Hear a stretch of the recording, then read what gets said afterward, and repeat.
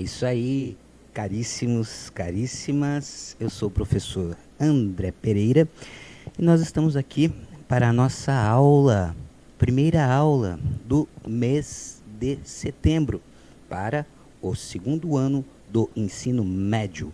Então, nós vamos iniciar hoje a nossa aula para o segundo ano do ensino médio em sociologia. Nós já tivemos aula de sociologia, vocês já devem ter assistido aos nossos vídeos anteriores, então, portanto, se você não assistiu os nossos vídeos, a nossa aula anterior, que é dividida em algumas partes, você deve acessar aí agora. Entra lá no YouTube, ou mesmo na plataforma Teams, que você também vai achar lá, mas, caso você queira ser mais rápido, no próprio YouTube você digita lá Sala de Sociologia. E na sala de sociologia você vai encontrar lá a aula 1. Nós estamos na aula 2. Aqui eu gravo uma aula que dá para ser utilizada durante o mês todo. Então esta aula é relativa ao mês de setembro.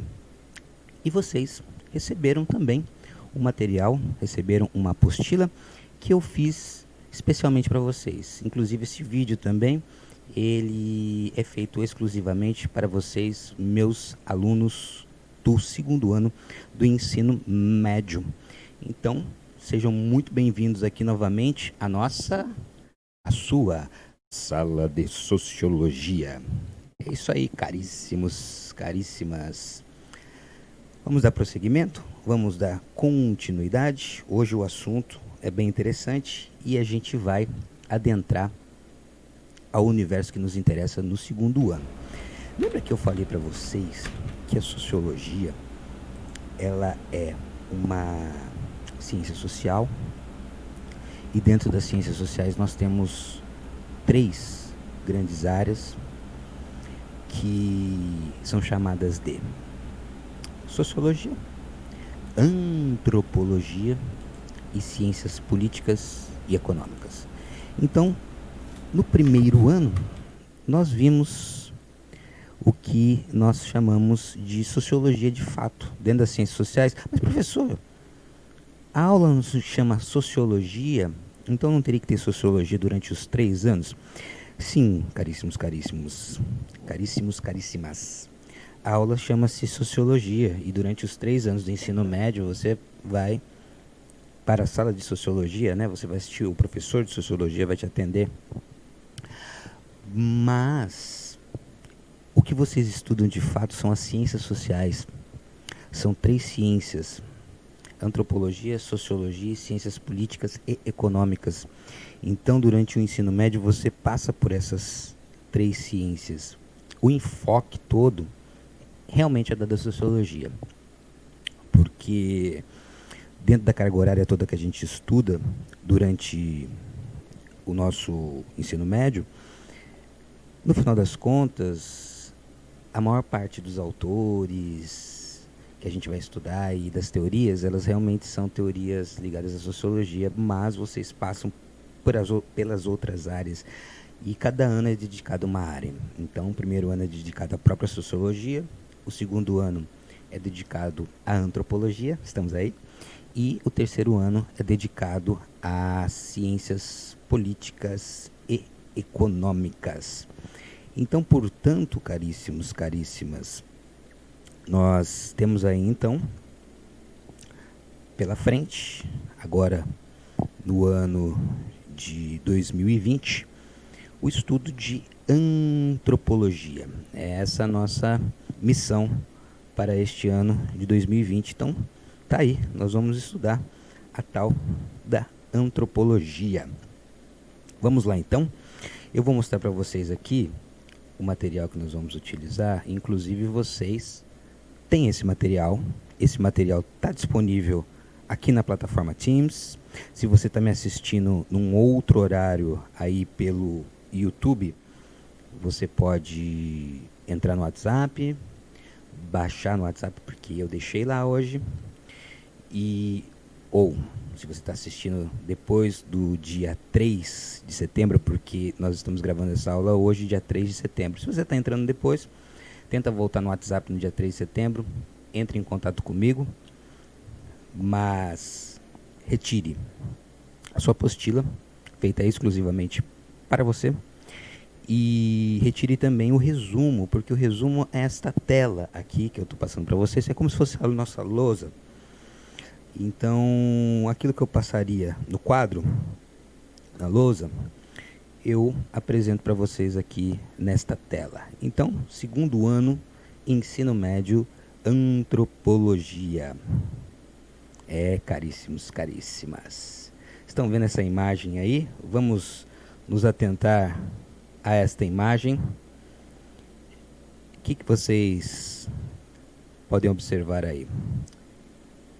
Nós temos aí uma planície. Vamos começar por aí? Quem estuda geografia sabe que é uma planície, né? O próprio nome já indica já um local plano, e é bem claro isso aí. E também quem estuda geografia percebe que aí tem cara de ser uma savana, né? Enquanto um bioma, né, de savana, pela vegetação que a gente está vendo ali, a vegetação de pequeno porte, né?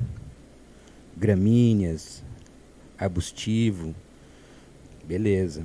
Então nos lembra um pouco assim aquelas imagens de um passado remoto, né? Aquelas imagens assim que a gente vê nos filmes que retratam a pré-história.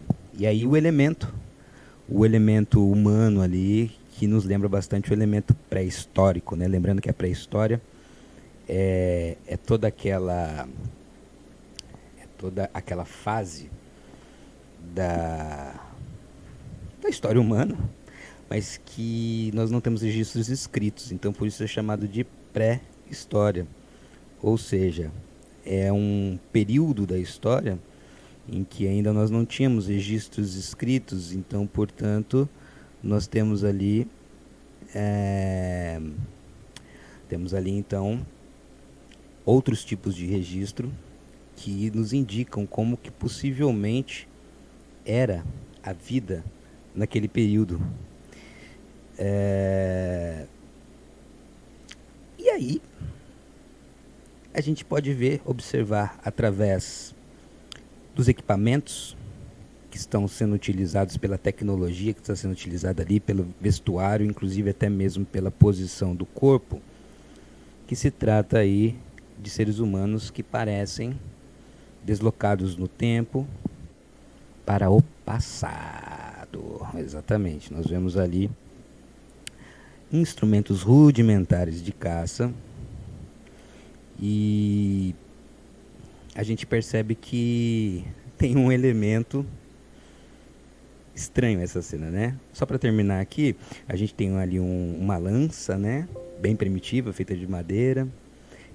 E temos ali também uma machadinha, a famosa machadinha, também utilizada com elementos de madeira e pedra. Mas aí entra um detalhe nesta imagem que nos chama muito a atenção, que é o carrinho de supermercado. O carrinho de supermercado. O que esse carrinho de supermercado está fazendo aí? É uma brincadeira bem interessante. O nome do artista é Banksy. Banksy, ou Banksy, é um artista de rua britânico que, na verdade, ninguém conhece a origem, de fato, da pessoa. Não se sabe quem é exatamente o Banksy, ou Banksy. Ele é um artista de rua, ele faz grafite, que é esse tipo de arte que vocês estão vendo aí, feita em muros. E ele, geralmente, ele faz o seu trabalho.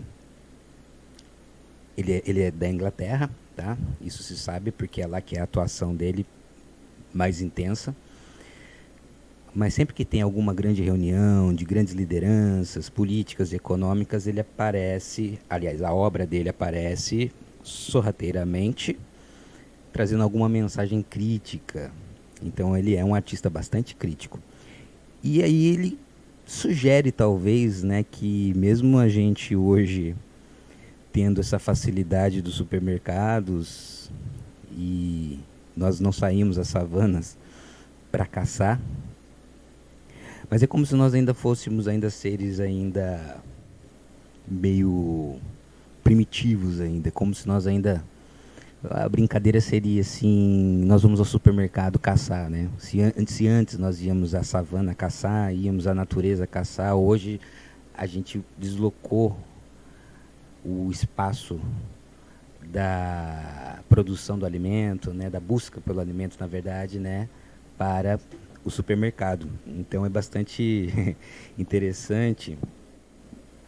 E aí, uma série de interpretações que a gente pode fazer dessa imagem, né? Mas uma das interpretações que a gente pode fazer é de que, mesmo nós vivendo neste mundo moderno, contemporâneo, simbolizado pelo carrinho de compras, que jamais estaria neste ambiente pré-histórico, né? De fato. Mas aí que está a brincadeira, você inserir esse elemento aí num ambiente que ele não estaria ali, né? Na realidade ele não estaria ali, mas é a sugestão de que ainda a gente se mantém num estado ainda primevo, ou seja, primordial, anterior, ainda somos mais ou menos primitivos, entre aspas, porque depois nós vamos ver que essa palavra primitivo, ela tem alguma conotação pejorativa, mas isso a gente vai ver um pouquinho mais à frente. Ah, professor, tá legal, então beleza, gostei da brincadeira. Então, quer dizer que aí o Banksy, ele sugere então que nós, embora a gente viva na modernidade contemporânea e a gente tenha essa facilidade de ir ao supermercado, de uma certa maneira ainda nos mantemos ainda enquanto seres, somos seres da natureza e tem várias interpretações, né, minha gente? A gente não deixa de ser um ser da natureza, não deixamos de ser aquele ser que ainda tem o seu lado animal ainda preservado, mas também, ao mesmo tempo, é uma crítica também de que, será que nós, passados todo esse tempo, tantas experiências da vida humana, será que nós realmente evoluímos de fato, ou será que a gente ainda mantém ainda algumas características primitivas e que nesse caso, já que é uma crítica, seriam características primitivas negativas, como por exemplo a violência ainda, a competição acirrada para manutenção de uma existência agora de uma competição não na natureza, com a natureza ainda existe, né? Mas não uma competição na natureza, mas sim uma competição agora no mundo humano. Bom, fica aí a dica do Banksy, que tem várias imagens dele bem interessantes por aí, depois nós vamos analisar outras. Lembrando que então é um artista bastante crítico, que ele aparece nos momentos em que há grandes reuniões de autoridades importantes, das elites econômicas e políticas, e ele sempre vem aí com uma imagem provocativa, e ele é uma figura anônima, nós não conhecemos de fato quem é o Banksy, que mantém ainda uma certa incógnita a respeito de sua identidade. Bom, vamos lá, pessoal. Lembra que eu falei para vocês, quando a gente vai começar a estudar uma determinada ciência, é importante que a gente olhe para o nome daquela ciência, é importante que a gente observe o significado da palavrinha.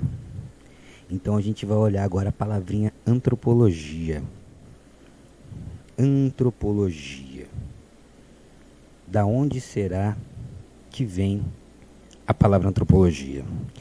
Qual é a ciência que vai estudar a origem da palavra antropologia e a sua formação? Será a etimologia. Eu já falei para vocês a respeito do que era a etimologia, a ciência que estuda a origem, desenvolvimento, uso, transformação das palavras. Então, portanto, é uma ciência importante que a gente utiliza para poder tentar entender melhor o significado das palavras. E antes da gente começar a estudar conceitos, antes da gente começar a estudar de fato o que é a tal da ciência, a gente precisa saber da onde que veio a palavrinha. E aí a palavra antropologia é dividida também em duas palavrinhas como sociologia. E no caso da antropologia, as duas palavrinhas vêm do grego. Antropo e logia. Antropo e logia. Antropo e logia. Antropo e logia. Antropologia. A palavra antropo, ela vem do grego e significa ser humano. E a palavra logia também vem do grego, a palavra logos, que significa conhecimento, ou, para a gente aqui, estudo. Então, portanto, caríssimos, caríssimas, vocês já devem ter deduzido que a palavra antropologia, a partir dessa minha explicação, significa estudo do homem. Ô professor, interessante, hein? A sociologia também não estuda o homem, a história não estuda o homem. Sim, pessoal.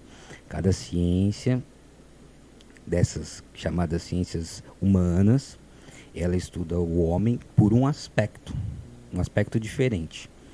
Então, a história ela vai privilegiar a passagem do tempo, os acontecimentos históricos. A sociologia ela vai privilegiar o entendimento das relações sociais entre os indivíduos, e isso daí vai nos interessar numa sociedade específica atual ou numa sociedade específica do passado. Mas aí nós vamos lá nas relações sociais, não é história. A gente pode utilizar da história para fazer sociologia, a gente pode utilizar da geografia para fazer sociologia. A gente acabou de utilizar elementos da geografia para podermos, por exemplo, descrever aquela paisagem que a gente estava vendo ali. E o interessante é que no caso da antropologia, ela também vai estudar elementos da sociedade, mas ela tem a sua especificidade. Para eu chegar e dizer se a antropologia estuda isso, o objeto de estudo é este, nós vamos precisar caminhar um pouquinho para poder observar qual é a história da antropologia, de onde que ela vem, o que é isso, e aí nós vamos ver exatamente o que estuda a antropologia. Mas inicialmente já há uma dica para a gente aí.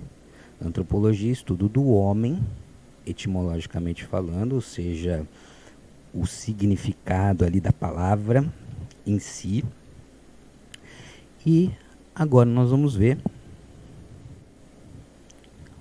qual é o histórico da antropologia, com o que ela vai se preocupar, o que de fato ela vai estudar. E aí, então, antes disso tudo, nós precisamos saber da onde vem a tal antropologia. E aí vocês têm o que nós chamamos de histórico de formação do pensamento antropológico. Veja bem, pensamento antropológico. Pensar o homem, pensar a mulher. Será que todos os seres humanos são iguais? Ah, professor, todos os seres humanos, eles possuem características semelhantes, por isso eles são chamados de seres humanos. Vocês me identificam como um ser humano porque eu tenho várias características essenciais de um ser humano que você também possui, quer seja homem ou mulher, quer seja jovem ou velho, possuirá características de um ser humano. Então, portanto, de uma certa maneira, somos todos iguais. Mas essa manifestação humana, ela é igual em todos os lugares, pessoal? Ou seja, nós nos manifestamos enquanto seres humanos da mesma maneira em todos os lugares do mundo, nós nos vestimos igual em todos os lugares do mundo, nós nos alimentamos da mesma forma em todos os lugares do mundo, nós temos costumes iguais por toda a superfície terrestre? Não, né? Mesmo porque a gente sabe que de uma região para outra já varia muita coisa. O sotaque, as expressões idiomáticas, ou seja, as gírias, né, a forma de se expressar, as palavras que se usa para expressar determinadas situações, o vestuário, A culinária, de uma região para outra já muda isso. Então imagina de um país para o outro, imagina de um continente para o outro. E é interessante, pessoal, que hoje a gente tem uma noção de planeta Terra como um todo, né? A gente parece que conhece o planeta Terra todo, nos dá essa impressão muitas vezes, né? A gente vai para a escola e se fala de todos os lugares, se fala de todas as culturas, no céu, na água, na terra, no espaço, o ser humano tem todos os lugares, e nos dá uma impressão de que nós já temos já um conhecimento, né? Sobre tudo praticamente, né?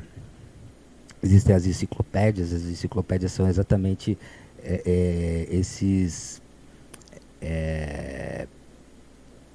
vamos dizer assim, arcabouço de conhecimentos que foram armazenados ao longo do tempo, estão nas enciclopédias. Hoje em dia a gente chama de Wikipédia, que está lá tá na internet, está aqui na internet, né? Então, parece que já foi acumulado muito conhecimento, mas ainda falta bastante, tá, gente? Mas é verdade, a gente acumulou bastante conhecimento sobre nós mesmos, isso que é interessante. E se em um determinado momento lá atrás, naquela situação que a gente viu ali, daquele pequeno grupo fazendo uma caça, no caso vamos tirar os carrinhos de compra, mas vamos colocar no lugar dos carrinhos de compra, então, um, um, um antílope, algum animal que poderia servir de caça, a gente percebe que naquele período os seres humanos viviam em grupos pequenos e eles não conseguiam ir para lugares muito longínquos, né? Muitas vezes passavam-se gerações e gerações e esses grupos viviam isolados, por mais que eles circulassem por algum tipo de região, muitas vezes não encontravam outros povos, né? Lógico que sobre a superfície da Terra, povos e povos vieram se encontrando, tribos e tribos se encontravam e etc. Mas os encontros num passado distante eram bem menores. E muitas vezes esses encontros eles aconteciam em lugares mais regionalizados, né? Quem vivia na África num passado pré-histórico, né, tinha pouco contato com quem era da Europa e muito menos com quem estava na América.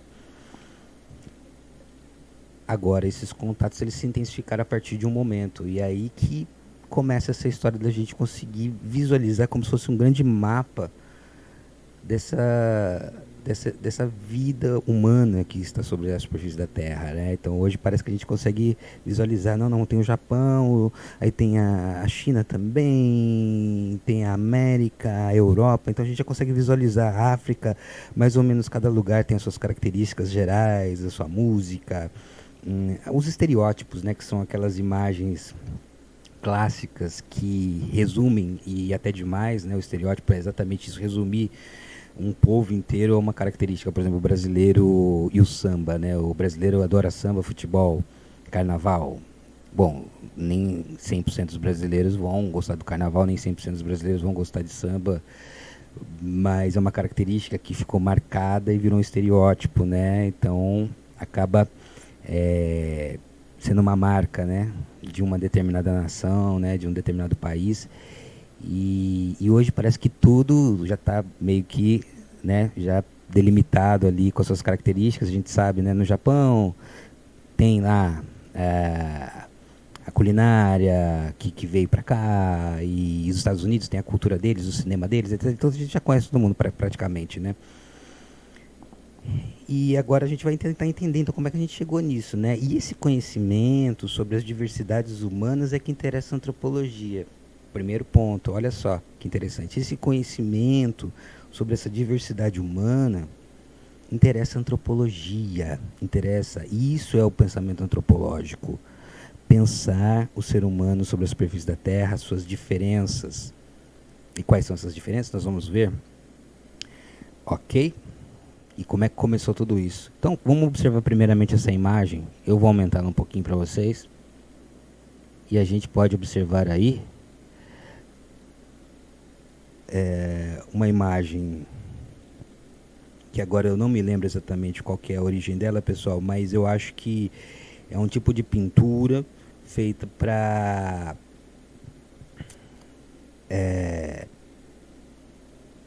observar as diferenças de povos indígenas norte-americanos. Então são vários povos indígenas norte-americanos. É interessante quando a gente vai falar dos indígenas, que não existe só o índio, o índio, que aqui nós moramos inclusive, né, muito próximo de terras indígenas, né, muito próximos aí de aldeias indígenas.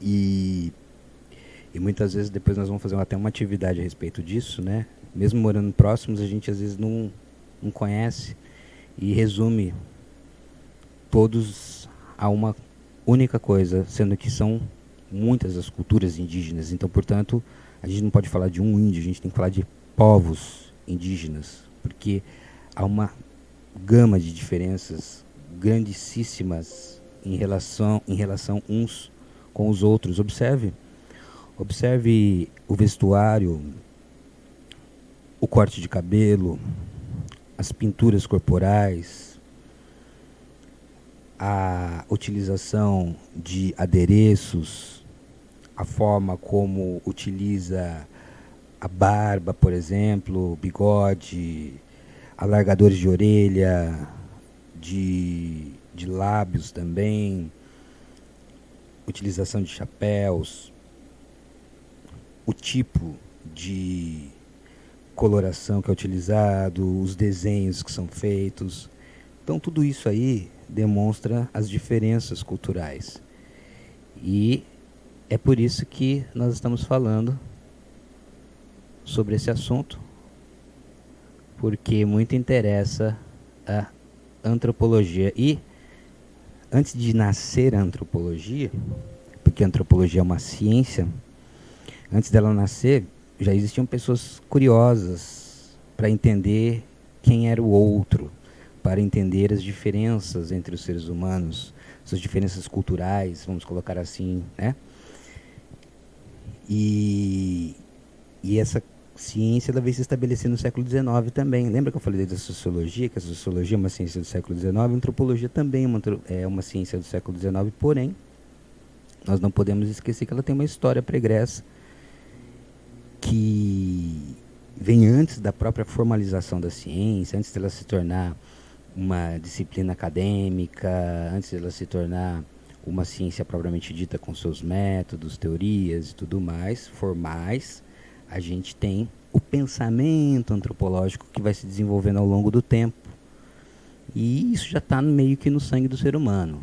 O ser humano ele sempre teve curiosidade com o outro, pelo outro. E essa curiosidade ela sempre teve duas características, pessoal. A nossa curiosidade pelo outro, pelo diferente, sempre teve duas características e tem duas características. Você pode entender o que eu quero dizer. O outro sempre nos chama atenção. Quanto mais diferente o outro, mais ele vai nos chamar atenção.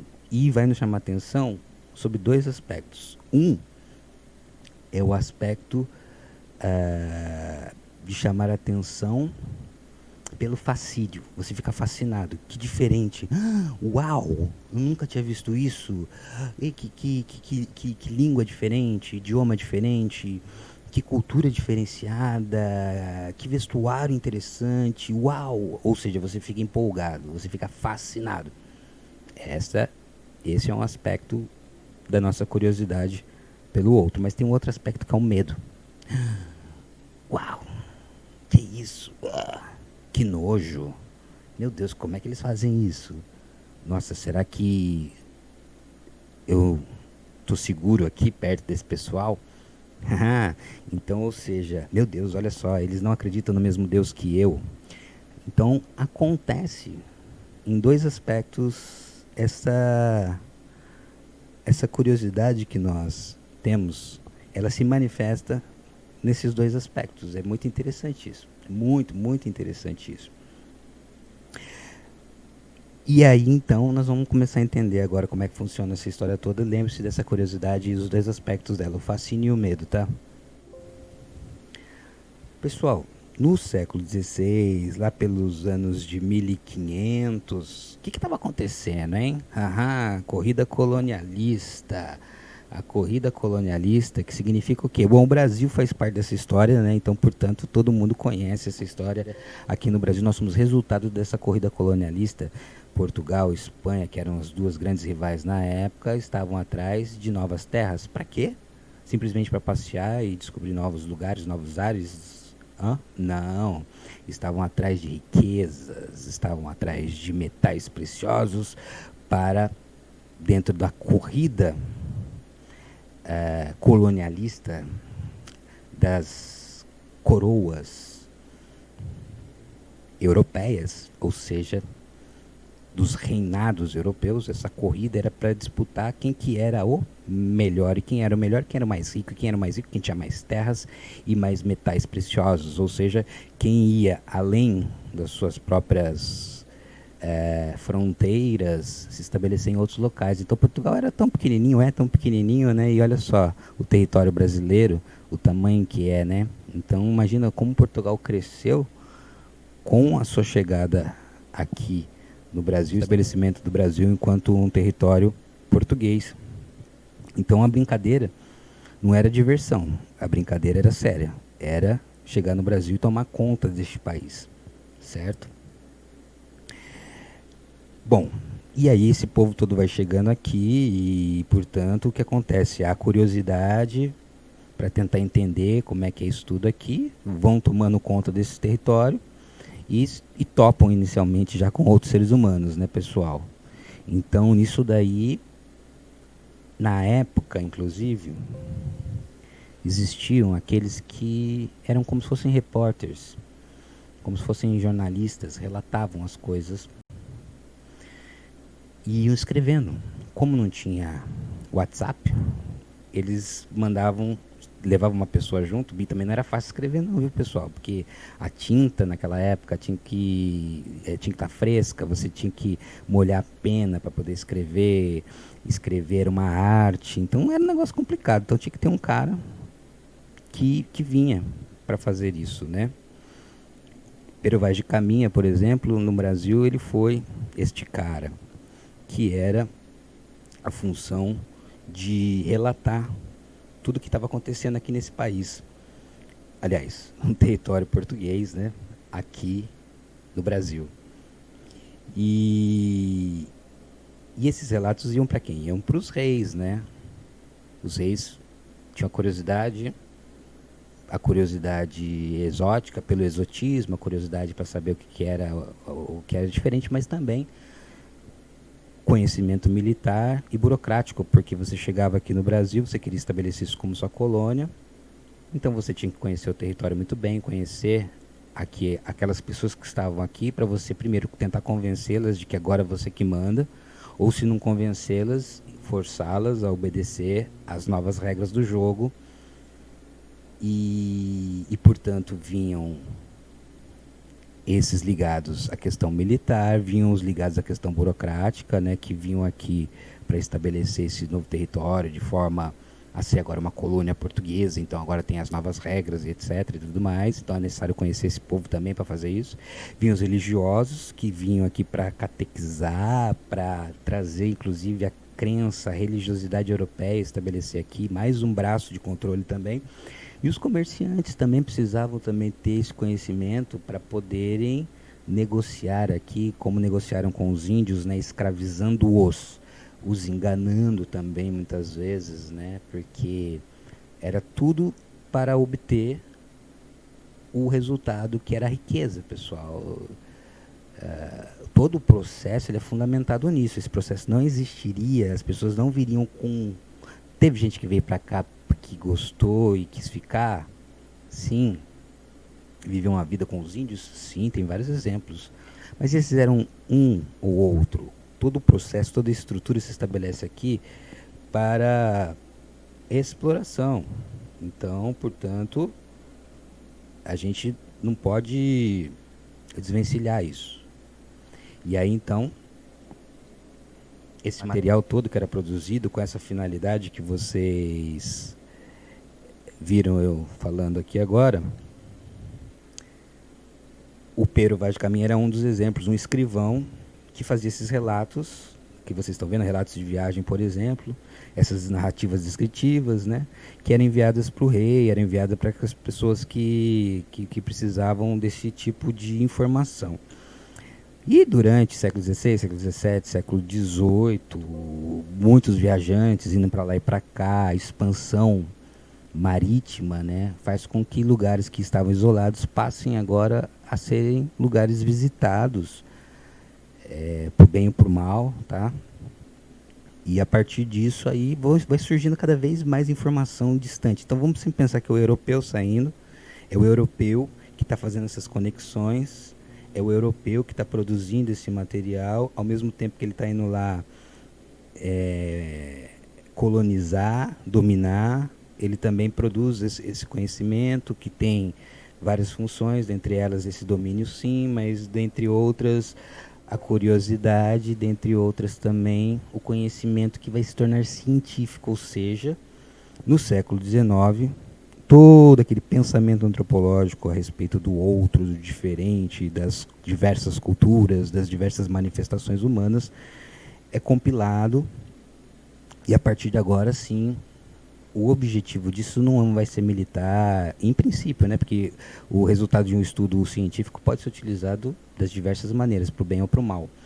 Mas, em princípio, a ciência está ali para olhar objetivamente a situação e tentar compreender. Essa é a ideia da ciência, é compreender a realidade e descrever aquela realidade da maneira mais aproximada possível do que seja. Não é a própria realidade e a ciência também não tem a pretensão de ser a verdade absoluta, mas é uma descrição aproximada da realidade. Inclusive é interessante isso, né? Ciência é uma descrição aproximada da realidade. Então é no século XIX que a antropologia vai de fato para a universidade. Aquilo que eram relatos que poderiam ser utilizados de várias maneiras, agora vai ser sistematizado e, portanto, finalmente surge o estudo chamado antropologia. Ok? Então, caríssimos, caríssimas, é o seguinte, nós terminamos aqui a nossa primeira parte da aula e você pode agora levantar-se da cadeira, esticar os braços, dar uma volta, beber uma água e voltar. Pode dar uma pausa aí, tá? Voltamos aqui agora, caríssimos, caríssimas, eu sou o professor André Pereira e nós continuamos aqui com a nossa aula de antropologia, a aula para setembro, aula para o segundo ano do ensino médio exclusivo para os meus alunos aqui de Alta Floresta. Hoje é dia 3/9, se você está assistindo em outro dia, então essa aula ela já foi ao ar, ela está no YouTube e ela está também lá no Microsoft Teams. Vamos continuar aqui, pessoal. Então, nós vimos um pouquinho sobre o histórico de formação do pensamento antropológico até chegar na ciência antropológica. Então, o pensamento antropológico é todo esse conhecimento através dos relatos, através das narrativas, investigações, documentos históricos, etc., sobre essas populações desconhecidas dos europeus, que vão se formando ao longo dos séculos e chegar lá no século XIX, transformado em ciência. Beleza? Daqui a pouco tem vídeo, daqui a pouco tem coisas interessantes aí pra gente ver, tá, gente? Então vamos lá. Agora uma nova imagem aqui. Veja só, pessoal, como a gente falou de diversidade humana. Ah, professor, mas mostra muito índio, né? Então, minha gente, a antropologia, como ela nasceu com os europeus, e os europeus começaram a sair pelo mundo e começaram a encontrar essas outras pessoas, né? Esse pensamento antropológico ele acabou se voltando mais para as chamadas sociedades tradicionais, tá, pessoal? Então, são chamadas de sociedades tradicionais aquelas sociedades que não passaram pelo mesmo processo dos europeus. Tem uma cultura bastante característica que hoje, lógico, sofre muita influência desse nosso estilo de vida, porque o nosso estilo de vida é o estilo de vida ocidental. Mas a gente tem aqui no Brasil, inclusive, indígenas isolados, que têm um outro estilo de vida, outra religiosidade, etc. Então a antropologia até hoje ela existe, né, óbvio, E ela acabou, embora ela estude sim a sociedade ocidental ou as sociedades industriais, vamos chamar assim, mas grande parte dos estudos da antropologia ainda se foca nessa diversidade das culturas tradicionais. E observa essas imagens, né? Esses rostos. Quantas pessoas diferentes, né? Quantas formas diferentes de manifestação do ser humano. Penteados, vestuário, tem aí ocidental também aí. E gente de todos os lugares do mundo, com as suas mais diversas formas de utilizar adereços, cabelos, barbas, pinturas e também a diversidade de coloração de pele, que nós chamamos de diversidade fenotípica, fenótipo, quem estudou na biologia, fenótipo, a aparência, o nosso fenótipo. Então tem pessoas que têm um fenótipo mais parecido, por exemplo, a cor da pele, tipo de cabelo, tá? Então, este conhecimento que foi sendo adquirido para o bem ou para o mal, né, através da colonização, que foi violenta, se constitui o tal do saber antropológico. E não podemos esquecer que esse saber antropológico, como eu já disse, ele também tem uma função bastante específica, pessoal. Nas sociedades colonialistas, a ideia era, quanto mais eu conheço o outro, mais fácil vai ser dominá-lo. Mais fácil vai ser enganar, mais fácil vai ser invadir o território, mais fácil vai ser negociar, mais fácil vai ser catequizar, por exemplo. O Padre Anchieta, que foi um jesuíta brasileiro, a ideia dele era o quê? Era conhecer a língua dos indígenas e traduzir a Bíblia para a língua indígena, olha só para vocês verem, entendeu? Então, conhecer a língua do outro não era simplesmente para conhecer vou conhecer melhor a sua cultura e vou absorver. Não, vou conhecer a sua língua para poder introjetar em você com mais facilidade aquilo que eu acredito, a minha cultura, tá? Só um detalhe, pessoal, sem querer, um momento aí. O Padre Anchieta, ele tem origem espanhola, então é bom a gente deixar bem claro isso, que sem querer eu falei ali, mas agora a gente faz essa correção. Então vamos lá, vamos prosseguir com nossa aula. Aqui. Bom. Então, apesar dos pesares, foi gerado esse conhecimento que hoje, inclusive, pessoal, pode ser utilizado pelas próprias populações que um dia foram exploradas e que são muitas vezes ainda hoje, podem utilizar os próprios conhecimentos antropológicos para se conhecer melhor, inclusive, para conhecer o outro, para preservar a sua própria cultura, para preservar o seu próprio estilo de vida. Eu posso perguntar para vocês uma prova ou vir aí um vestibular, um Enem, com a seguinte questão: qual a finalidade do conhecimento antropológico? Para que serve? A gente já falou várias vezes aqui, pessoal. Então, são dois básicos objetivos em cima do conhecimento antropológico, que é no sentido prático e no sentido científico. No sentido prático nós já falamos, né, que tem a ver com objetivos de domínio, conquista e controle, então de administradores coloniais, missionários, religiosos e comerciantes, né? Domínio dos selvagens, outro termo utilizado também pelos europeus para se referirem a esses povos que não estavam no mesmo nível tecnológico que os europeus, né? Não tinham os mesmos equipamentos que os europeus, né? As instituições que os europeus tinham, a religião que os europeus tinham, eles chamavam então de primitivos, porque eles viam, nós já vamos ver já, numa ideia de evolução, do que vem do menos para o mais, né, que o ser humano vai evoluindo, tanto da natureza, ele vai evoluindo, o Darwin lá, né, ele sai da natureza e vai se tornando esse ser totalmente diferente, mais evoluído que os outros, e dentro da própria sociedade humana, ou da humanidade, grupos eles também vão se desenvolvendo mais do que outros, né? Tem uma ideia assim, que hoje é bem questionável, mas aí então, portanto, justifica o europeu chamando o outro, que ele via que tecnologicamente era diferente dele, de primitivo, porque ele identificava como o seu ancestral. Esses daqui pararam no tempo, né? Eles são hoje o que nós já fomos lá atrás. Então, portanto, eles são primitivos, ou selvagens, porque eles vêm da selva, né? Eles são como se fossem quase animais. Mas tem um sentido científico, que é nosso objetivo aí, pessoal, que é a partir do século XIX, quando a antropologia vira uma ciência, então, e aí a ideia é entender a humanidade, né? E, inicialmente, a tal da evolução da humanidade. Que parece que as coisas são assim, né?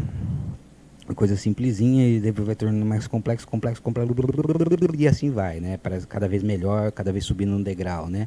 Será que é assim mesmo? A história da humanidade toda sempre foi assim? Essa evolução contínua e ininterrupta, sem grandes rupturas? Será? Então nós vamos ver que dentro da antropologia a ideia, inicialmente, tá, pessoal, lá atrás, lá no século XIX, de que houve uma evolução humana bastante inspirada lá nas ideias do Darwin, né? De que organismos simples vão se desenvolvendo até se tornarem complexos organismos. Olha lá aquela imagem, né? Que o homem seria um ancestral, aliás, teria como ancestral comum, teria um ancestral comum com os macacos, né? Ou teria vindo da linhagem dos macacos, passando por vários estágios até se transformar no Homo erectus, Homo sapiens, sapiens, até chegar no nível, olha lá, computacional.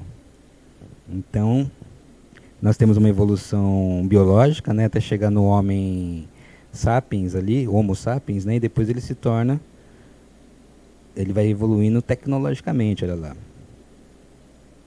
Isso daí criou um certo preconceito também, né, daqueles que detinham esse desenvolvimento tecnológico superior, ou tido como superior, ao desenvolvimento tecnológico diferente, ou tido como inferior de outros grupos humanos, né? Então, criava-se a ideia de que eu sou superior porque a minha tecnologia é superior, né?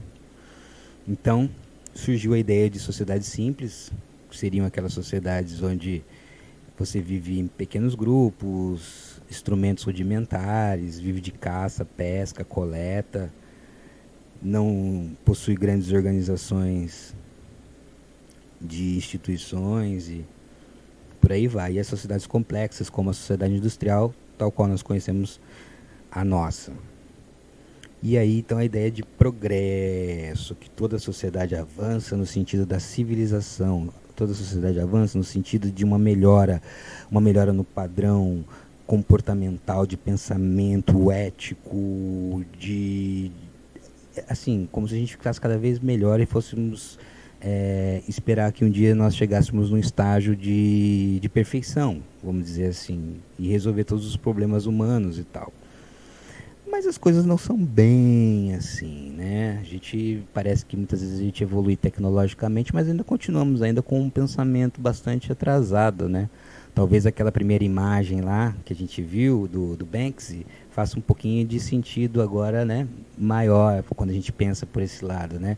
O ser humano evoluiu tanto, né? Chegou com a tecnologia, por exemplo, da física quântica, que é aquela física minúscula, e lá ele conseguiu extrair a energia do átomo, produzindo a energia atômica, que serve tanto para você poder facilitar a vida do ser humano, como para destruir o planeta Terra.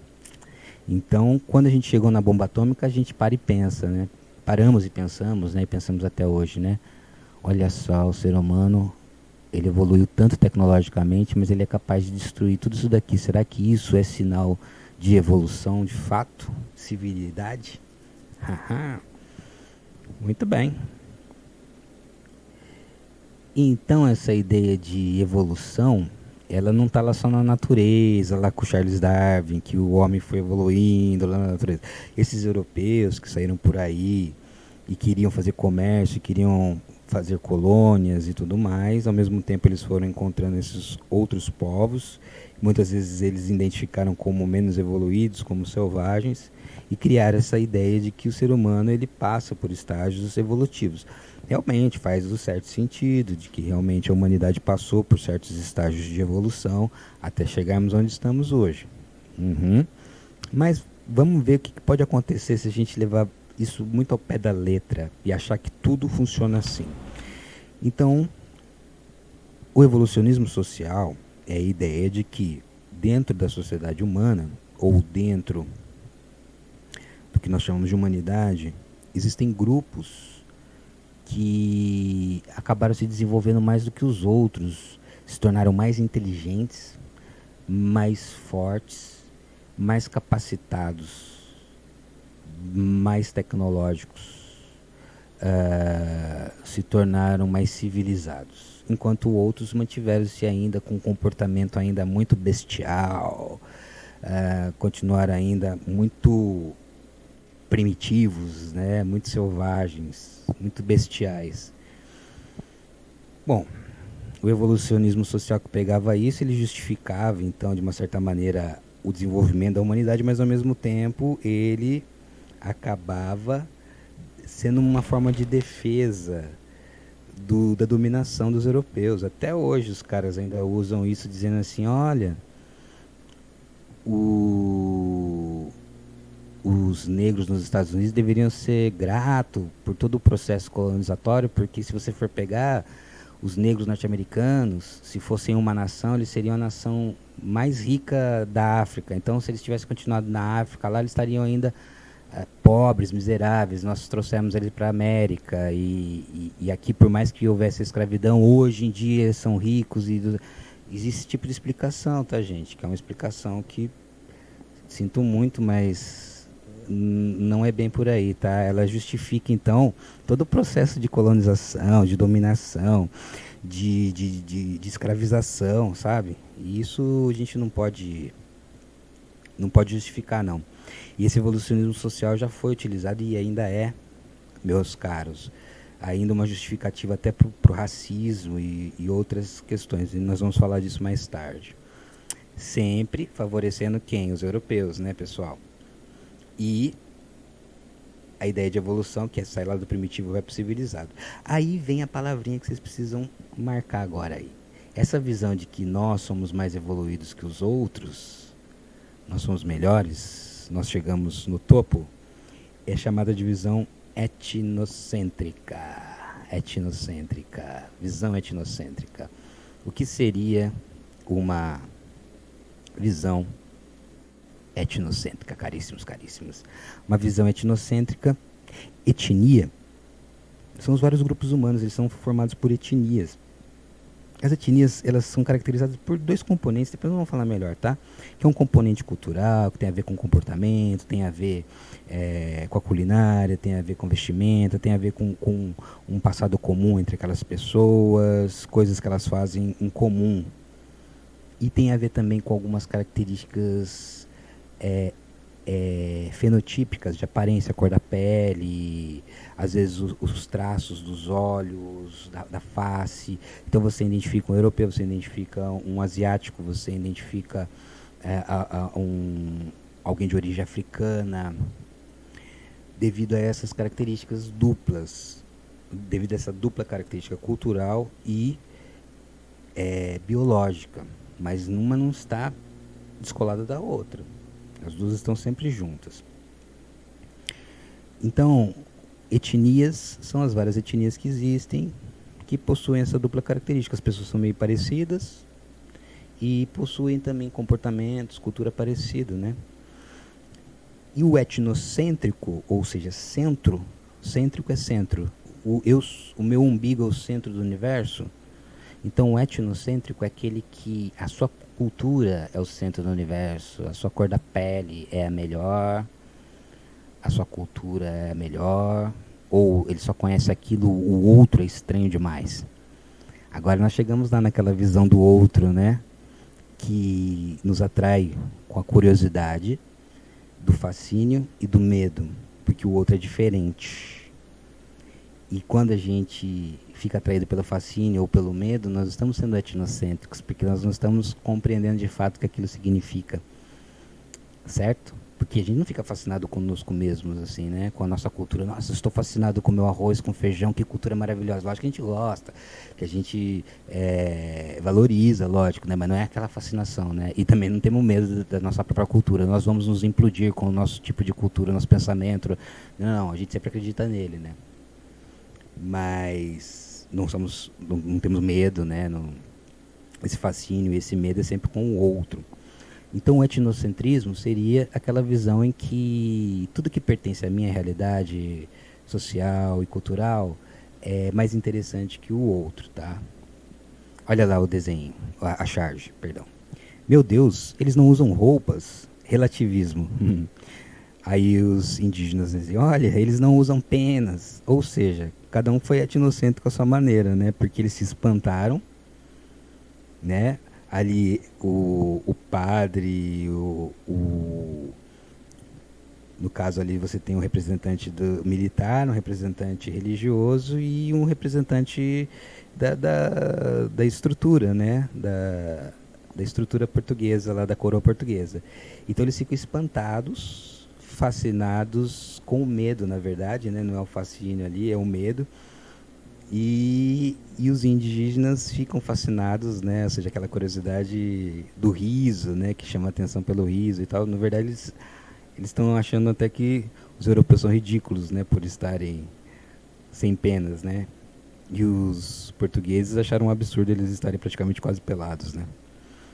Então, a visão de um mundo característica de quem considera o etnocentrismo é a visão de mundo característica de quem considera o seu grupo étnico, nação ou nacionalidade socialmente mais importante que os demais. Beleza, galera? É isso aí. E aí, nós terminamos essa primeira parte. Opa, não tinha mostrado aqui pra vocês, né? Calma aí. Eu falei aqui, pessoal, e vocês não estavam acompanhando comigo, né? A charge, perdão. Vocês não estavam acompanhando comigo aí. Meu Deus, eles não usam roupas. Olha, eles não usam penas. Então, a chargezinha tá aí para vocês acompanharem. E vamos dar prosseguimento. Agora vai ficar um pouquinho mais interessante. Vamos falar um pouquinho sobre as sociedades indígenas e o mundo contemporâneo. Os indígenas estão aí, né, pessoal? E muitas vezes ainda sofrem preconceito, né? Muitas vezes são chamados de primitivos, excêntricos, selvagens, Então a gente precisa sair um pouco desse olhar etnocêntrico nosso e ter um pouco de alteridade. A palavrinha chama-se alteridade, depois nós vamos ver direitinho. Alteridade é você observar o outro, a cultura do outro, através dos critérios do outro, através do próprio modo de ver a vida do outro, e não dos seus critérios. Ou seja, com aquilo que eu aprendi, aquilo que eu sou, aquilo que eu acho que é certo e que é errado, eu vou analisar a outra cultura. Não, aí não dá para você fazer antropologia, tá? Para que a gente possa entender melhor tudo isso que eu vou falar aqui agora, eu vou botar para vocês um vídeo, que é do Vídeo das Aldeias. Deixa eu mostrar aqui para vocês essa imagem aqui. Eu tenho este vídeo chamado Vídeo nas Aldeias Chavante, são aqui do Mato Grosso, e eu gostaria que vocês prestassem atenção nesse vídeo que fala as crianças Iquipeng para o mundo, né? As crianças Iquipeng para o mundo, se eu não me engano, esse é o nome do vídeo. Deixa eu ver se é esse o nome mesmo do vídeo.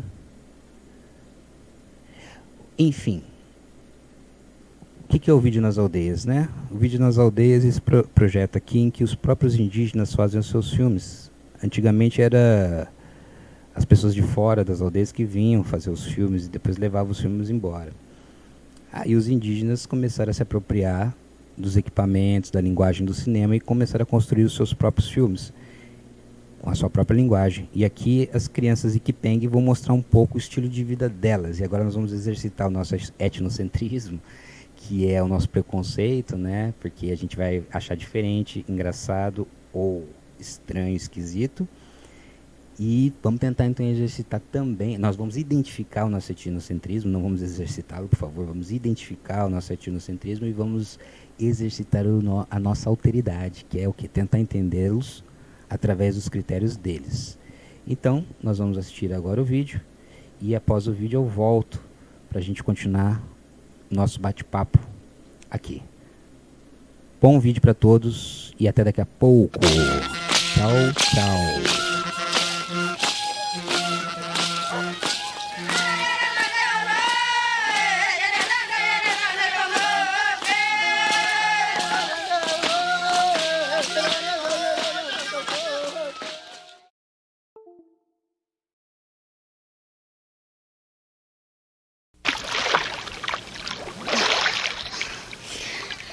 Meu nome é Yui Pop. Meu nome é Yampi.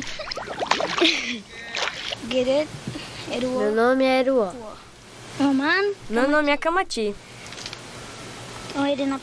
Estamos comendo mangaba e vamos mostrar nossa aldeia. Vocês também vão mostrar a sua aldeia?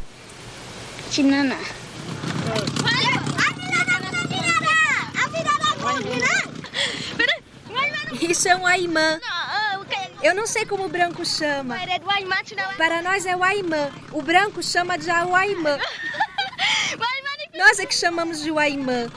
Eu não sei como se diz em português.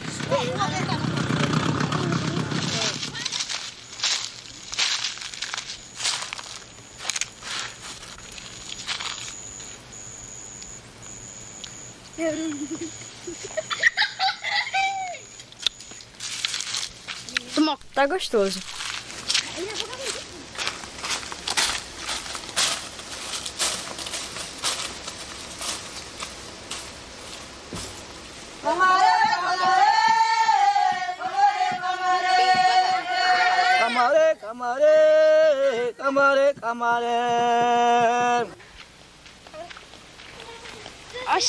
Nós estamos indo para a aldeia. Nós vamos mostrar a casa do cacique.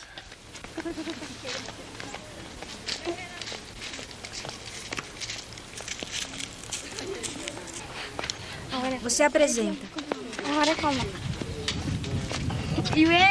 Esse é o neto dele, essa é a neta.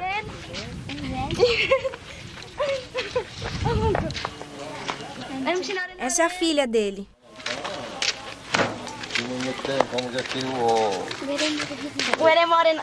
Esse é o nosso cacique. Quem é o seu cacique? É você, nosso cacique. E essa é a mulher do cacique.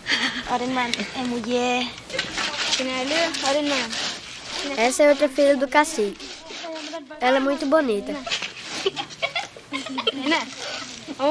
Você tá vendo? Se quiser casar com ela, tem que pagar pra gente.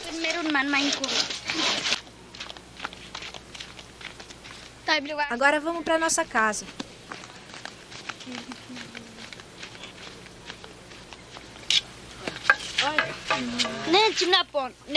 Essa é nossa arma. Com ela nós lutávamos.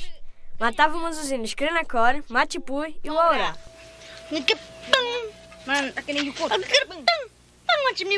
Ela é muito pesada.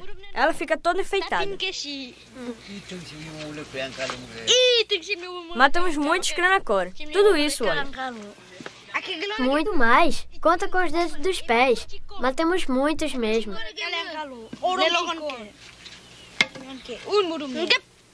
Quando eles apareciam, nós brigávamos com ele.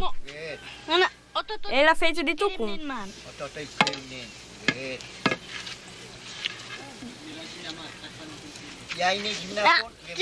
Antigamente nós lutávamos com os Krenakore, mas agora nós somos amigos, depois que tivemos contato com os brancos. Nós vamos mostrar o Yaru. Já está passando o tempo da flor. Essa é a castanha. Nós a chamamos de Iwaru. Eu não sei como ela se chama em português. Vocês estão vendo onde ficava a flor? Se ainda houvesse, eu mostrava para vocês. A flor se chama menqua. A gente gosta de chupar a flor. E também se faz mingau com ela. Ela é muito doce.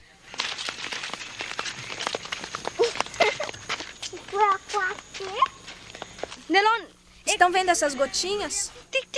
Parece água, mas é bem docinho. Ai, dói. Tatuaram você.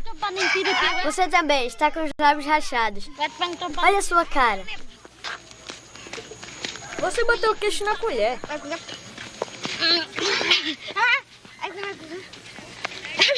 Vem logo, lábio rachado. Ele está se escondendo. Ele está mentindo. Ele está namorando com a Yamepa. E ele está namorando com a Putique. Ele é genro do pior.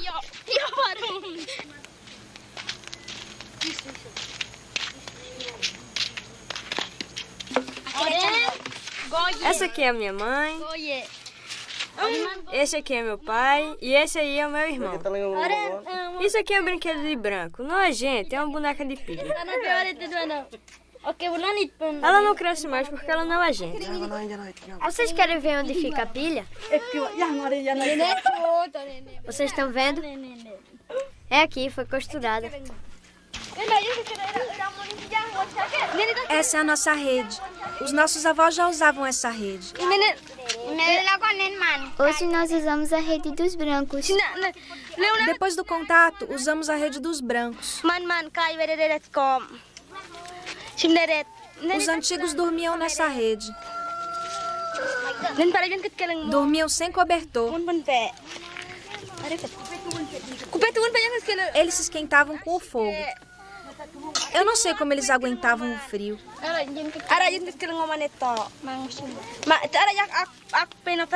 Eu não sei como eles criavam seus filhos.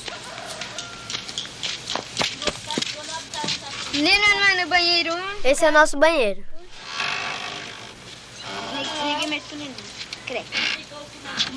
Ele abre assim.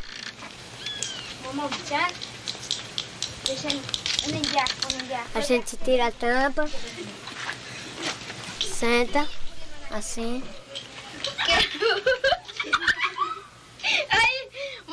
Quando acaba, fecha a tampa.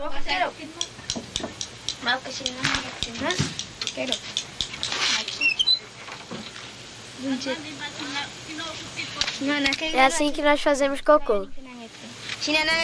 Os brancos que fizeram esse banheiro. Isso é um galinheiro. As galinhas dormem dentro. De manhã elas saem para comer.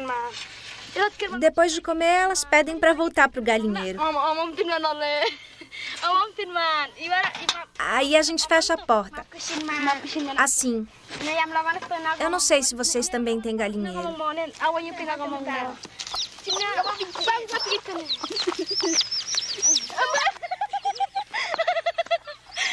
Esse é um pintinho. Vocês também têm?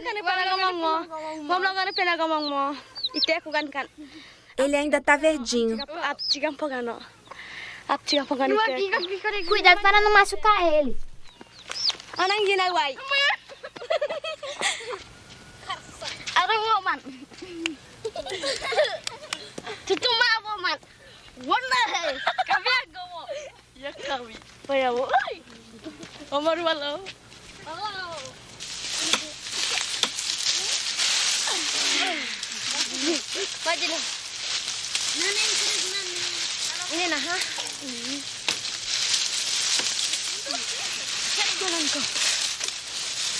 Vocês estão vendo? É assim que nossos avós cortavam timbó. Nem eles se machucavam, nem a cobra picava.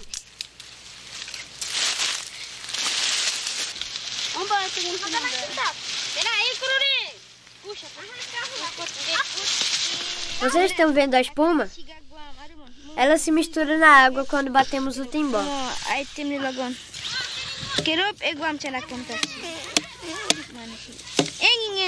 Ela é muito amarga. É por isso que mata os peixes.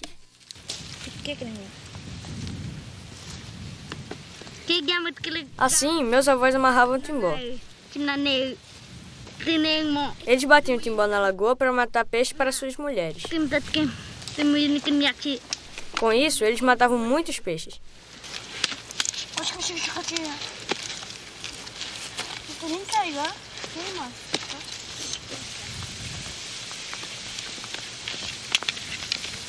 Agora nós vamos bater o timbó. Vamos bater o timbó lá na lagoa.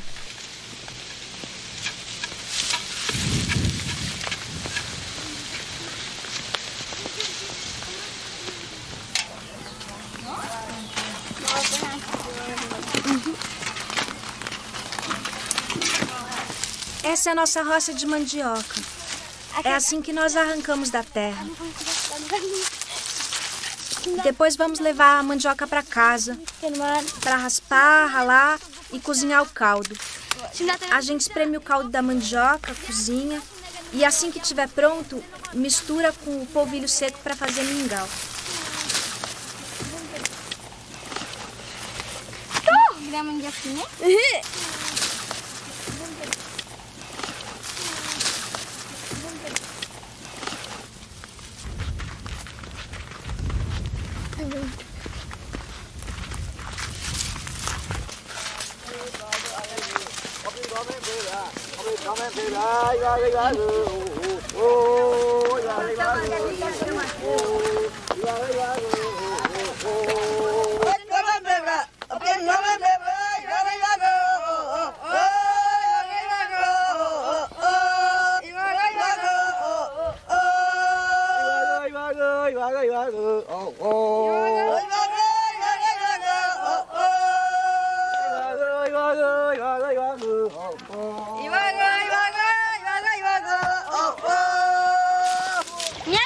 Vou ajudar a remar com a mão.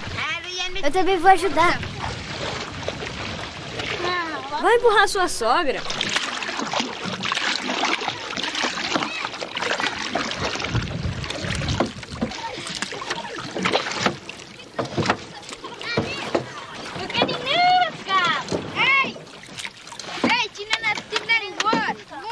É naquele lago que nós vamos.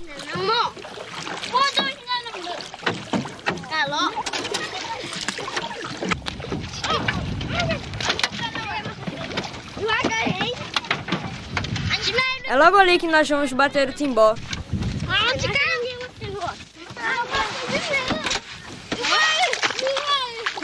Eu vou esconder meu pinto.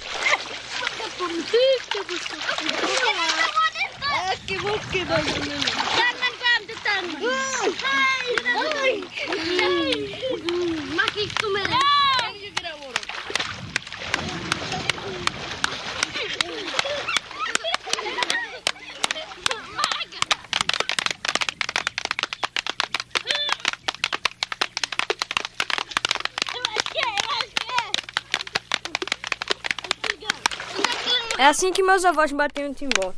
Por isso matavam tantos peixes.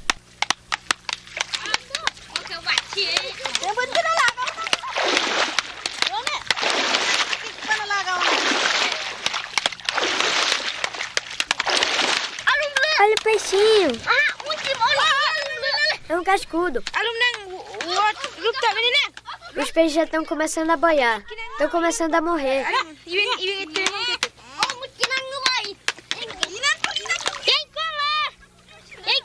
Peguei uma voadeirinha. Tem mais pra cá.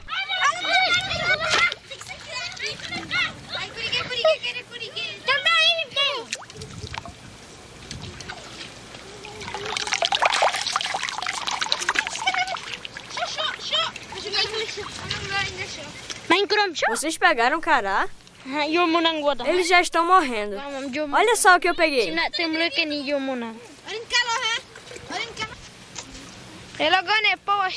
Eu peguei esse corimatã.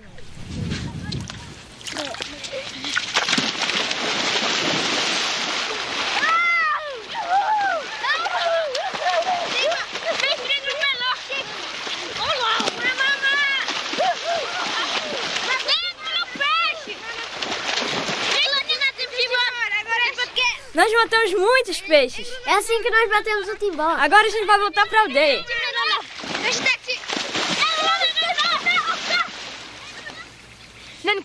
Isso aqui é uma concha. A gente raspa a mandioca com ela. As nossas avós já usavam antigamente.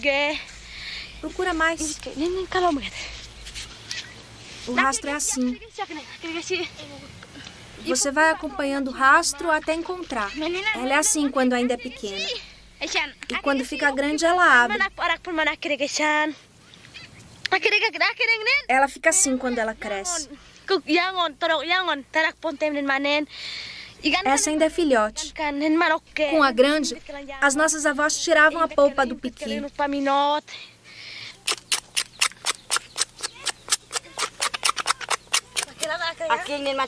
Era assim que antigamente a gente raspava a mandioca. E é por isso que a gente sujava a barriga. Vê se fala direito.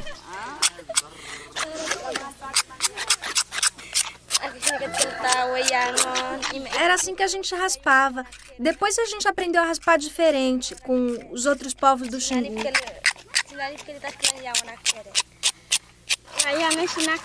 Esse é o nosso material, cuia e estribo. Hoje nós usamos panela de alumínio. No tempo das minhas avós, só usavam casca de jatobá.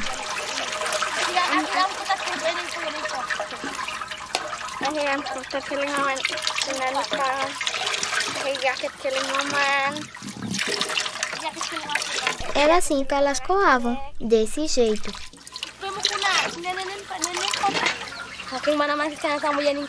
Será que as esposas de vocês fazem assim? É assim que as mulheres preparam a comida?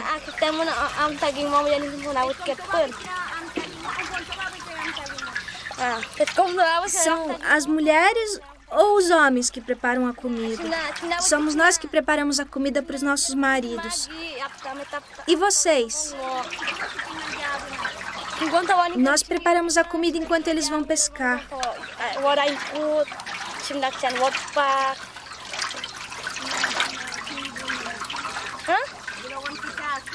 Daí comemos peixe com beiju. Espera um pouquinho, que o mingau está esfriando. Esse é o mingau de mandioca que a gente sempre toma.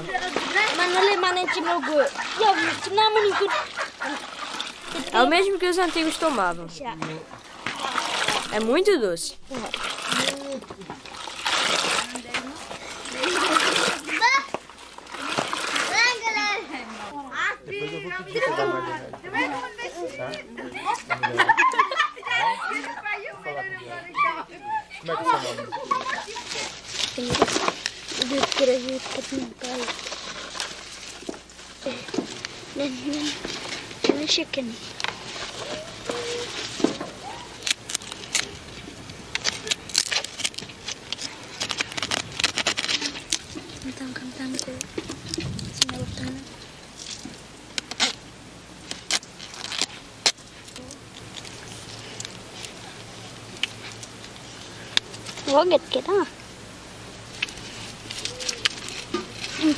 Meus avós já faziam uma flecha. A gente faz assim, diferente da deles. Eu tô usando a linha dos brancos. Eles amarravam com fio de banana brava. Na ponta, a gente colocava um pauzinho. Agora, usamos esse tipo de flecha. Antes era de taquara.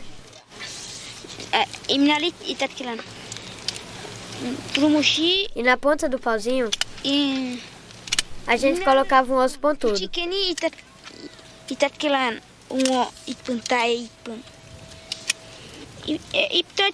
Quando eles encontravam um bicho, eles matavam.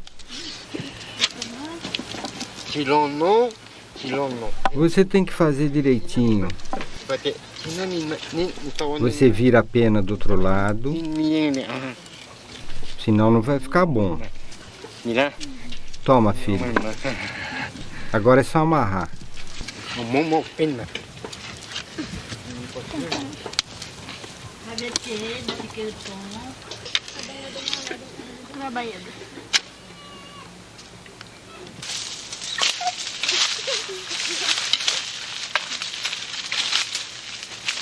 Nós vimos um passarinho, vamos lá ver?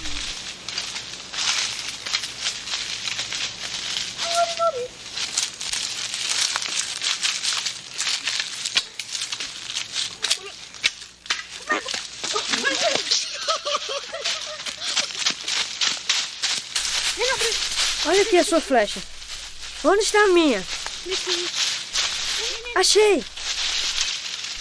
Nós não acertamos nenhum. Vamos caçar em outro lugar. Perdemos um macuco.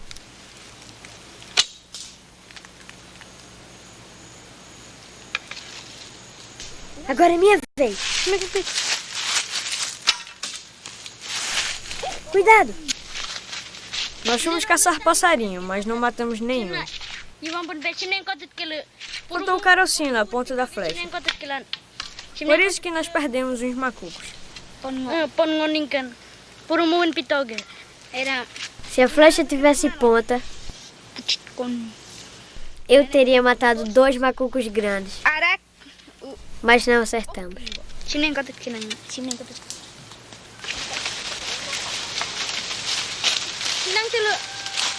Estamos indo por um outro caminho.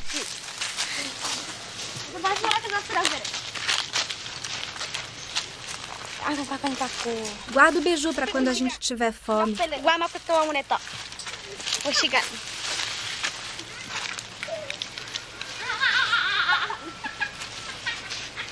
A gente amarra a rede desse jeito. Vocês também amarram assim? E o luar, pori, ela vocês já conhecem. Agora minha irmã vai apresentar suas filhas. Ela é a Yanuki e ela é a Tanto.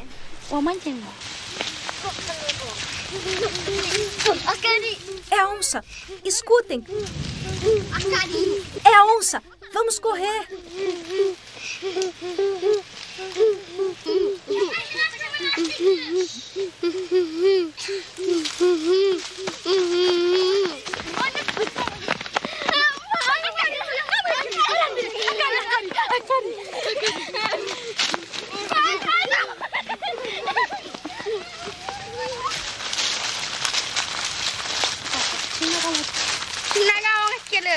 Estamos cansadas.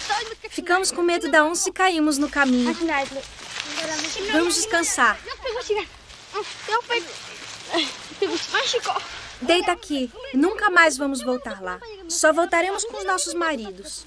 Nem deu tempo de catar o iaru. Vamos dormir. Já estamos dormindo.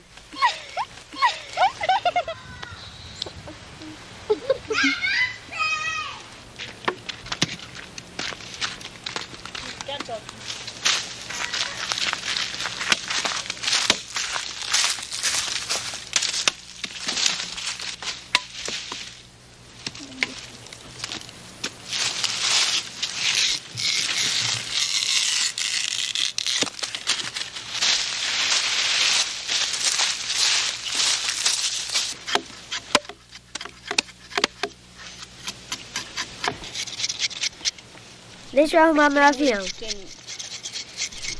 Depois eu vou fazer a asa. Vai ficar bonito.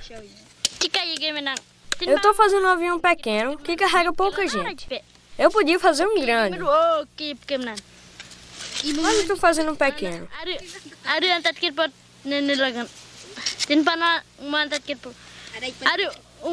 O grande é para carregar madeira e muitas outras coisas.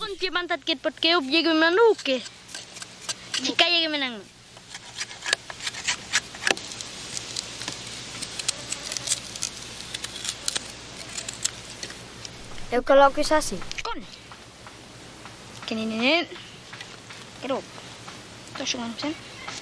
Depois eu coloco a asa que fica atravessada. E isso fica embaixo. Aí ele vai voar bem alto.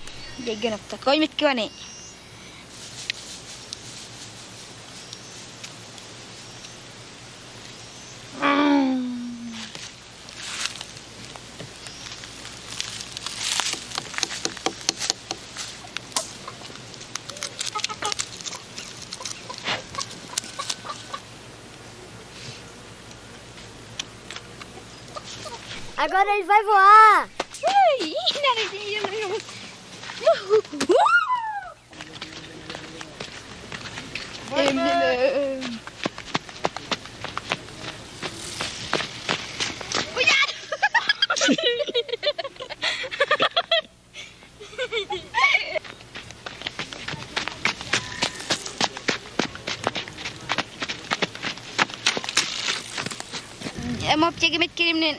Esse avião é feito de talo de uma palmeira. Não sei se vocês brincam como a gente. Nossos brinquedos são feitos de madeira.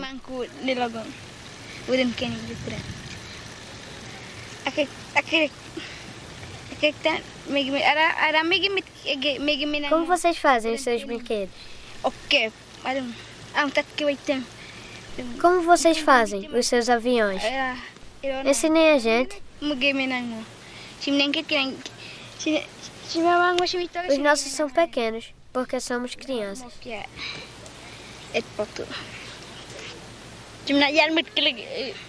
Eu estraguei meu avião. Eu não sei como vocês colam e pregam seus aviões. Pregamos os nossos com espinhos. É por isso que cai tudo. Esse é nosso avião. Ele leva a gente para a cidade quando nós ficamos doentes. Eu não sei como eles fazem ele voar. Eu não sei como ele não cai.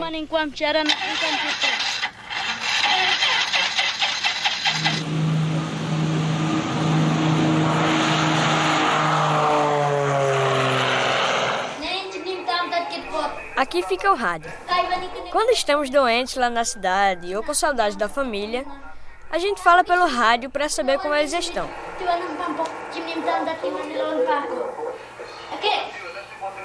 A gente diz, alô, alô, mas eu não sei se a voz passa por esse fio.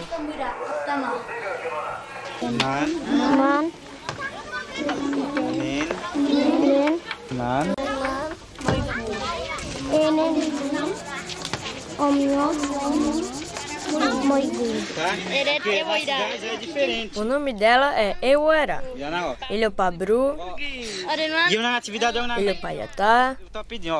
Exercício da casa. Ele é o Maiuá. Ele é meu professor, mas eu não estou estudando agora. Paiuaô, Yatamompi, Urepá, Yampu e Uipó.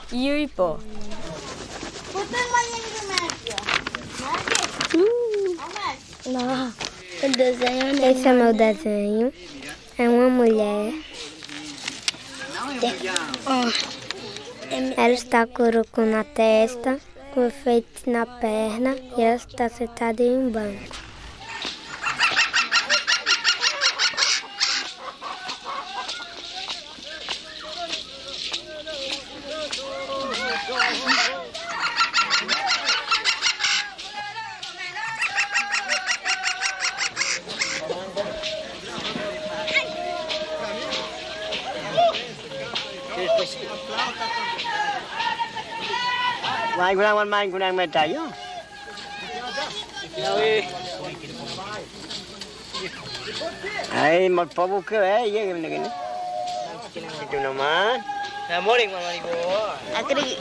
É assim que nós nos enfeitamos.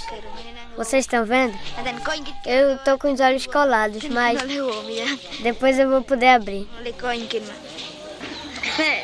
Nós estamos comemorando o Agré.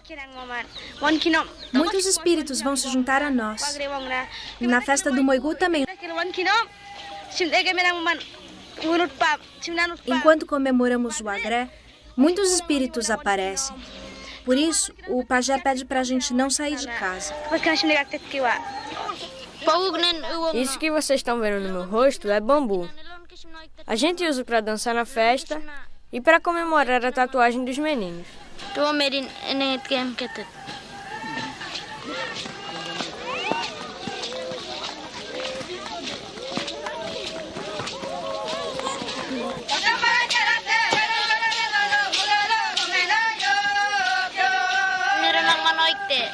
Agora a gente vai dançar dentro de casa.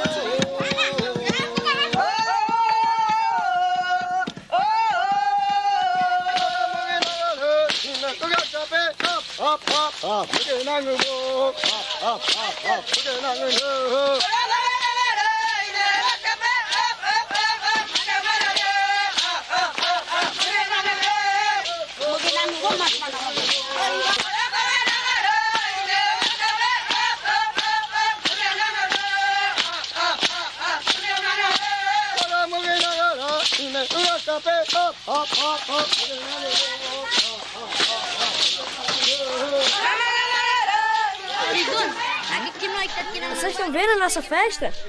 Estamos preparando o mingau do Agré. Depois os meninos vão ser tatuados, como eu.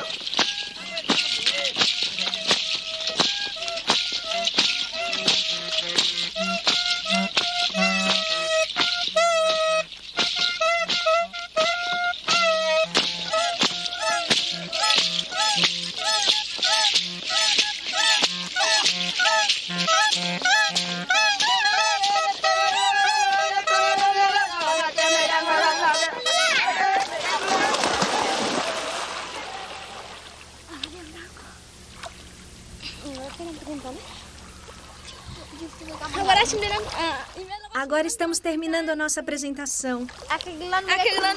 Queremos que vocês também mandem imagens de vocês.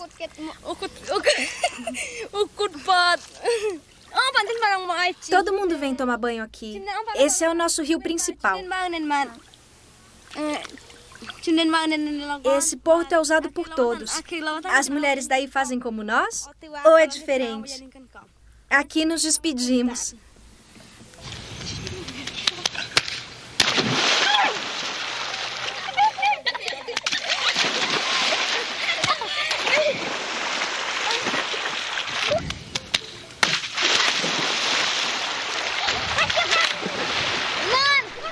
Vem cá, a gente já acabou de se apresentar. Agora é sua vez.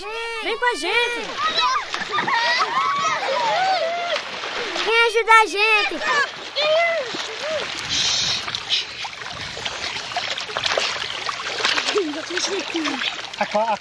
Escutem, meus amigos. As crianças mostraram suas casas, suas famílias. Mostraram a casa do cacique.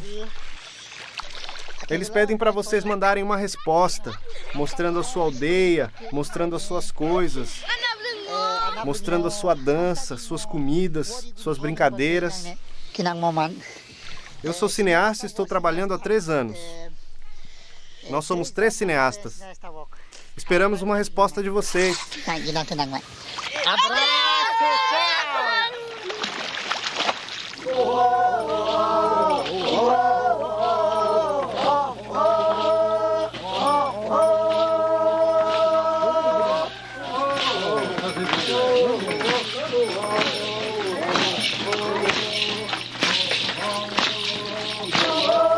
Isso aí, caríssimos. É isso aí, caríssimos, caríssimas. Vocês acabaram de ver aí das crianças Ikipeng para o mundo. Bom, bastante coisa, né? Muitas coisas diferentes. Sei que vocês devem ter vários comentários a fazer, porque muitas, né? Muitas cenas aí bem diferentes. Deixa eu colocar aqui para vocês. Bom, das crianças Ikipeng para o mundo, tá? Então,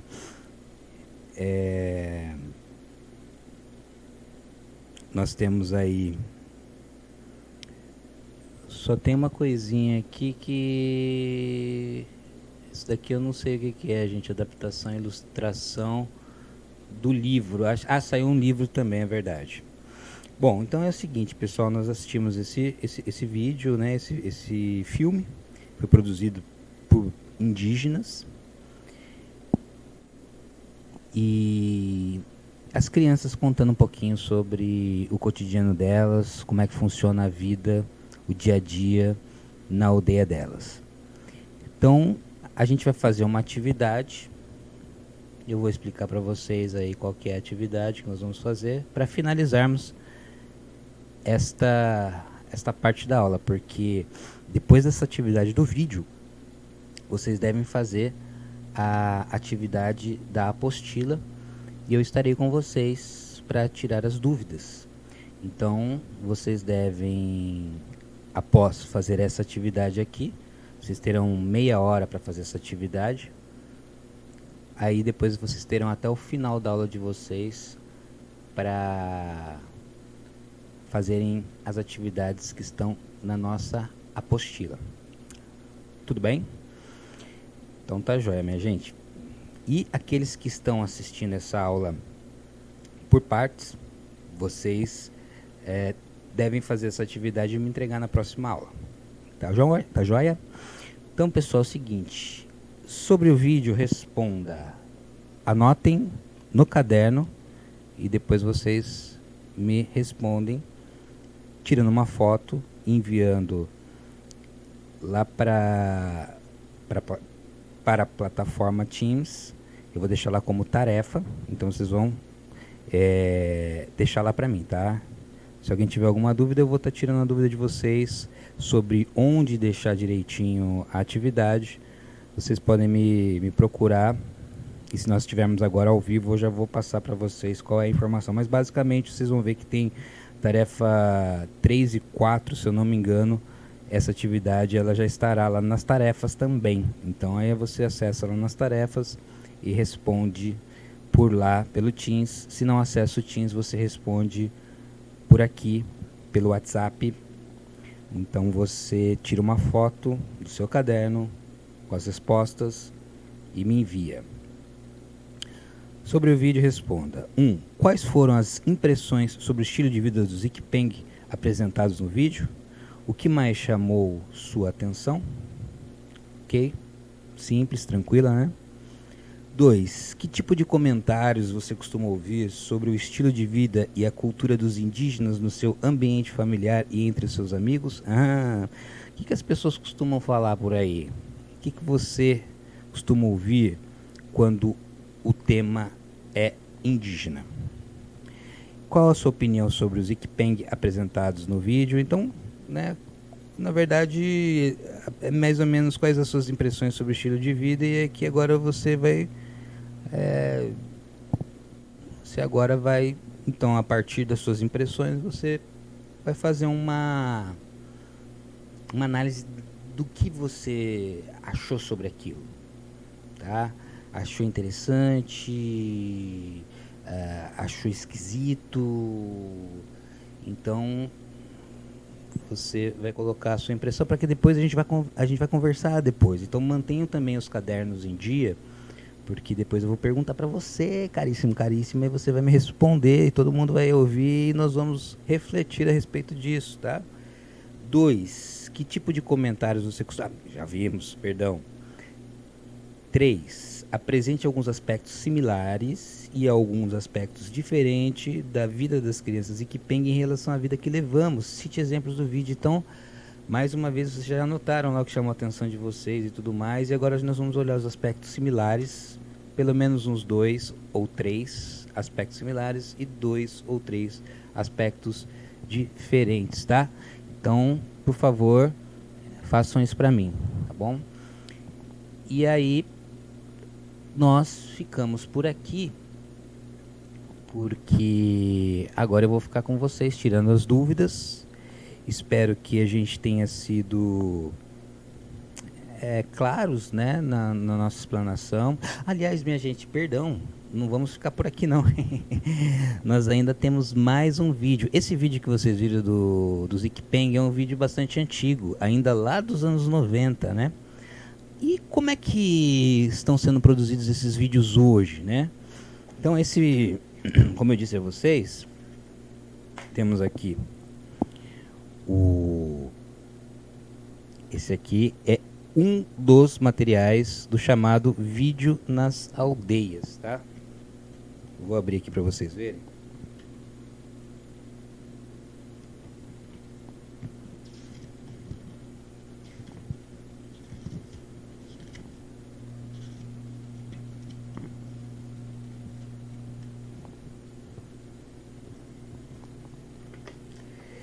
Então aqui, por exemplo, uma imagem aí de um dos rituais, não sei se está dando... Aqui, agora foi. De um dos rituais aí que eles filmam, né? Filmaram e tal. Então, um material bastante legal, viu, gente? Tem tudo no YouTube, tá tudo lá. Aqui eu tenho vários filmes, um que eu passo sempre para meus alunos é o sobre a furação de orelha, a iniciação do jovem Chavante. Este é um filme bastante interessante que eu sempre passo para os meus alunos. Não sei se está... Parece que não está... Acho que agora foi. E hoje eu quis passar para vocês o das crianças Ikpeng, porque ele é bem didático, né? A gente parece que não pegou... Agora pegou. Bom, vamos lá, minha gente. Então, vamos continuar aqui. Vamos passar para a próxima. O próximo videozinho é curtinho agora e vocês vão assistir algo mais recente, tá? Então nós vamos assistir um vídeo chamado... Deixa eu achar aqui. Em Nome de Quê? O nome do vídeo é Em Nome de Quê? Nós vamos assistir esse...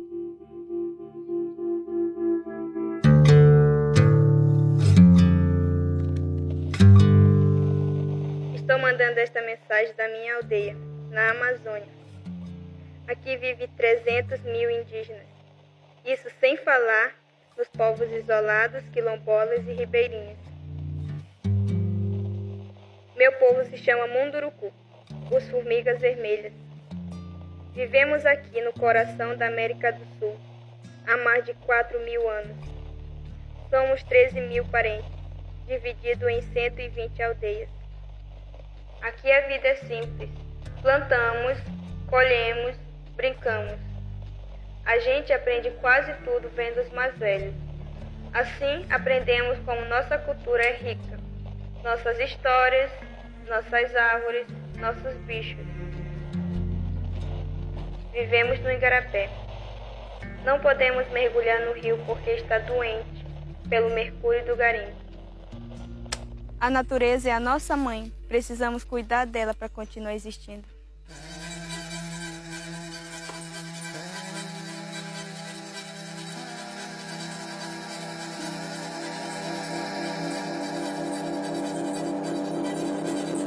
Você sabia que a floresta em pé ajuda a manter o equilíbrio do clima? A gente sempre soube e já estamos sofrendo com mudanças por aqui. Mas o clima ainda não é o nosso maior problema. Tem um garimpo ilegal, o roubo de madeira e até o governo, que não entende que barrar rio é matar tudo que nele vive e insiste na construção de hidrelétricas. Querem construir 43 hidrelétricas em nossa bacia. É impossível transformar um rio em lago sem abalar e muito a vida de quem vive aqui. Eu moro no Tapajós, o último grande rio da margem direita do Amazonas a correr livre. E vejo o que está acontecendo no Rio Xingu depois de Belo Monte. E sei o que pode acontecer aqui. Os ciclos do rio serão alterados.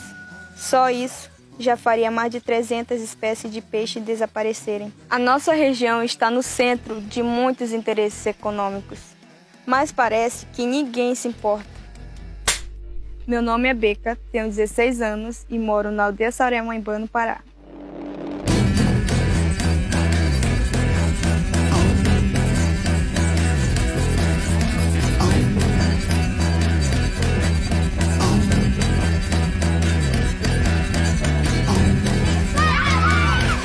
O meu mundo está por um fio, mas eu sou uma Munduruku e nunca vou desistir de lutar.